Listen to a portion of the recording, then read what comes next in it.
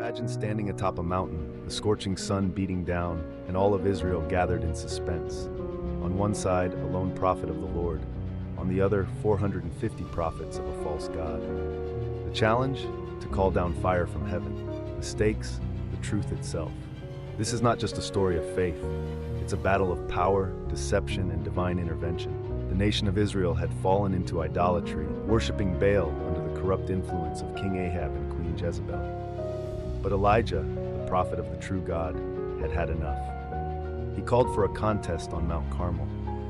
Elijah, how long will you waver between two opinions? If the Lord is God, follow him. But if Baal is God, then follow him. The people said nothing. They were afraid, caught between the powerful royal court and the bold prophet. But Elijah had no fear. Elijah, here is my challenge. Let the 450 prophets of Baal prepare a sacrifice on their altar, and I will prepare one on mine. But here's the catch. We will not set fire to it. Instead, we will each pray to our God. The one who answers by fire, he is the true God. Yes, let's do it. The prophets of Baal built their altar and laid their sacrifice upon it. From morning till noon, they danced, shouted, and cried out, but nothing happened.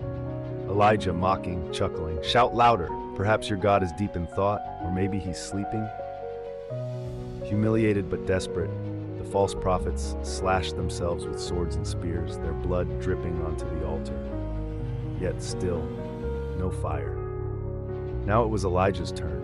He repaired the altar of the Lord, placing 12 stones for the 12 tribes of Israel. Then he did something unexpected. He ordered water to be poured over the sacrifice. 3 times he soaked the altar until water filled the trench around it. Then Elijah lifted his hands to heaven. Instantly, fire fell from heaven. The flames consumed the sacrifice, the wood, the stones, even the water in the trench. The people fell face down, trembling in fear and reverence. The people fell face down, trembling in fear and reverence. The Lord, He is God. The Lord, He is God. Elijah commanded that the false prophets be seized and executed, purging Israel of Baal's deception. Then he prayed once more, and rain, the first in years, poured down, breaking the drought that had plagued the land. The showdown was over.